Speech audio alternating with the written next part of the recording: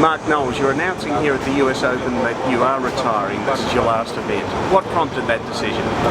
Yeah, it's been kind of a long decision that's kind of developed over the year. I came into the year obviously playing a reduced schedule, and it's something that's prompted basically because of my family. I've got a beautiful wife and 3 great kids, and I just love spending time with them. And the lifestyle just doesn't allow for me to be home as much as I'd like to be, and so that was the biggest reason.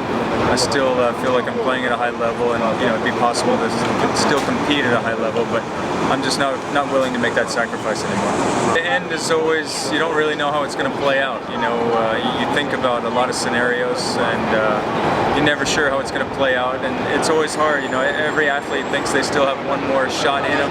It's always hard to know when it's enough's enough. What were some of your most special memories of your 20 years on the tour? Well, I think obviously in the beginning was winning the major tournaments, but as my career evolved, I started to have a family. I think the most special moments came. I remember I won Indian Wells one year with Daniel, and I had my first son Graham, brought him out on the court, and I really liked sharing the winning moments with my kids. You've had more than 700 match wins, 55 titles, won 3 of the 4 Grand Slams, been world #1. You've had an incredible career when you have a chance to reflect on that. Yeah, I think there's 2 sides to that coin. Obviously, day one I would have signed up for it for sure. But, as all athletes, you always want more. You always feel like you could have gotten a few more titles maybe, or a few more match wins.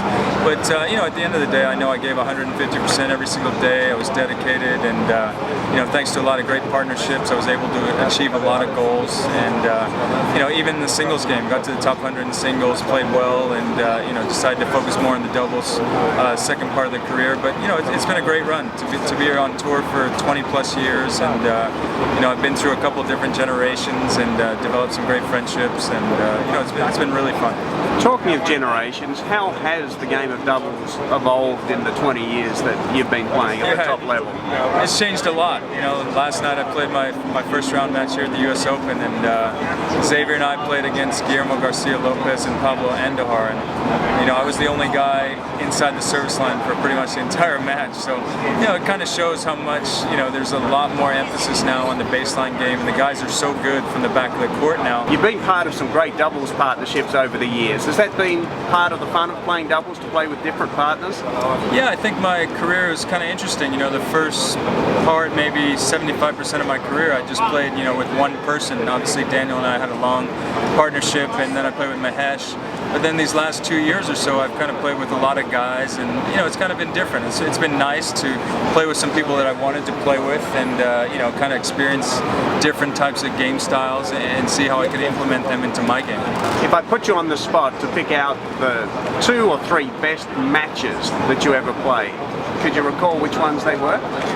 Yeah, probably the best match was here at the US Open actually, and I think it was 2004. Daniel and I beat Leander Paes and David Rickel. I think it might have been 6-3, 6-2, something like that. Anytime you get a score line like that in the Grand Slam final, you must have played pretty well. So, I think both of us played extremely well on that day. And there are a number of great doubles players now in their mid to even late 30s. Do you see that trend continuing in the years ahead?